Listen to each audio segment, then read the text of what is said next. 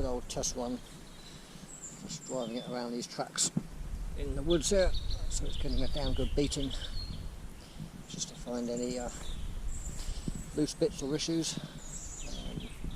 Bit of destructive testing, but actually nothing's broken on it, so seems to be all good. Front suspension is reasonably firm, but kind of works. Takes the worst of the bumps out. Yeah, you can see all the bump grill in, front trim piece down here with the louvers cut in it, and all the stays still on here. This will probably be where the bonnet line comes. So I'll just put panels down here. That'll be the next thing to do, is all the bodywork. I'm not sure whether I showed this in my last video, but we'll put pedals here. Just made out of aluminium, 5mm thick alley, just holes drilled in it. I've mounted these on a seat runner, so I can move this back and forward about 4 inches, just so smaller people can drive it. Yes, that works well. Got cables coming off the back of the pedals down to the brake master cylinder down here. So the other cable goes to the throttle. Okay. Steering wheel looks a business. So looks pretty good. Here I've got battery kill switch, ignition kill switch, and a starter button. So that's an older World War II era starter button. Looks good. The seats are kind of in a development stage, so a bit of hardboard and some foam. See, I've got some thicker foam on the sides here, just so it holds you in the middle there, so you don't bounce around in the middle of your cart. And this, the best thing I've done on this lower seat is made a spring.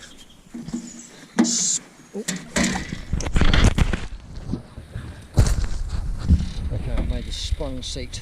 An old sofa. Took the springs out of it. Just made a wooden frame. And mounted these curved springs in it. And then topped it off with some foam and some fabric. And that really does save your back when you're going over the bumps and such like. Well worth doing something like that. So it's about inch and a half, 2 inch thick wooden frame. And a load of these seat springs in here.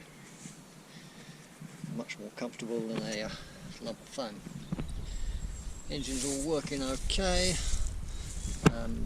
Had some issues with it not running. I bought a new carburettor. It was only 25 quid off eBay, so it's a bit of a no-brainer. Change that. And also I fitted an electric fuel pump. I nicked this off my Yamaha Virago. This supplies a lot more pressure to the carburettor. Because I had an old vacuum lift pump, or vacuum pulse pump, and that wasn't supplying enough fuel pressure up to the carburettor. So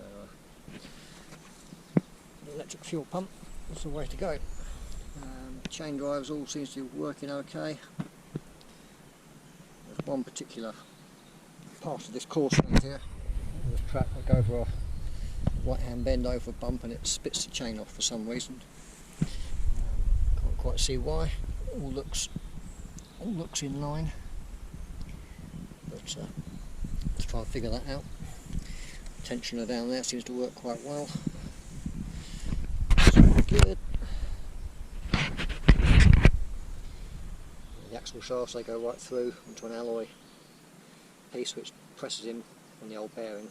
And then I've also drilled, tapped a little hole in the end of the axle, so it takes a 13mm nut, or an M8 nut, so into the end of the axle, just a bit more support. It seems to work. Yeah, it's all looking good. Exhaust pipes in there, that works okay. I feel a little bit of warmth coming through my backside, but no big deal. Yeah, I've got a battery mounted in here, little battery case. There's the battery goes in there, wires will come up here. So the electronics for the engine, I've moved the CDI unit and the voltage rectifier up here, just so they're not in the engine bay, so it'll stay a lot cooler. Battery kill switch, the battery wires come up here, a few power wires and things, so that's nice and straightforward. Fuel tank and fuel filler look great, so you can see I can fill up my fuel on the radiator cap. That looks pretty good. It's in there quite nicely. See that? So I've made this out of 3mm thick sheet alley. So welded it all up to fit. Looks a nice tight fit in there. I think I'll get a couple of litres in that. So yeah, quite pleased with today's little testing. See if I can add some videos of me walking around. Okay.